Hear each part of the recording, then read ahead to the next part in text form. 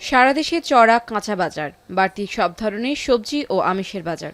চট্টগ্রামে নতুন সবজির সরবরাহ কম এবং পরিবহন খরচ বাড়ায় অধিকাংশ সবজিরই দাম বাড়তি।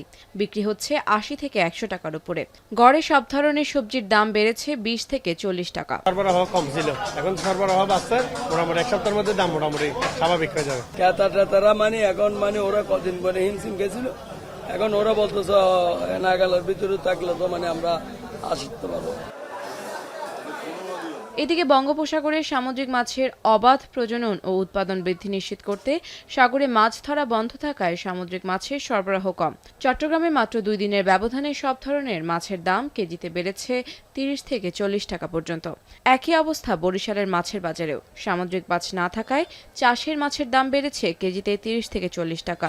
ইলিশের দাম কেজিতে ৫০ টাকা বেড়ে আকার বেঁধে বিক্রি হচ্ছে ২০০০ থেকে ৪৩০০ টাকায়।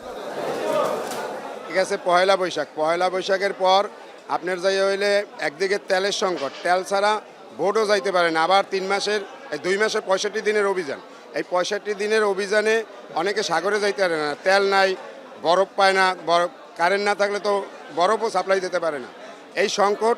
তারপরও যাই হলে মাছের দাম বেশি, খাওয়া কম। ইলিশ মাছের দাম একটু বেশি, আর চাষ এবং লোকাল মাছের দামও তুলনামূলক কেজি প্রতি ২০-৩০ টাকা বেশি দেখা যাচ্ছে।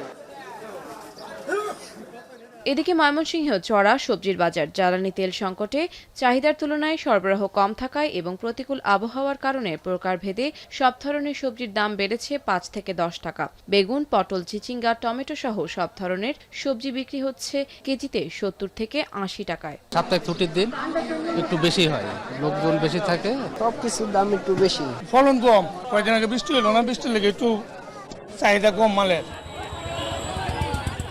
ঝিনাইদহেও এক সপ্তাহের ব্যবধানে সবজির দাম কেজি প্রতি বেড়েছে ১০ থেকে ৬০ টাকা পর্যন্ত।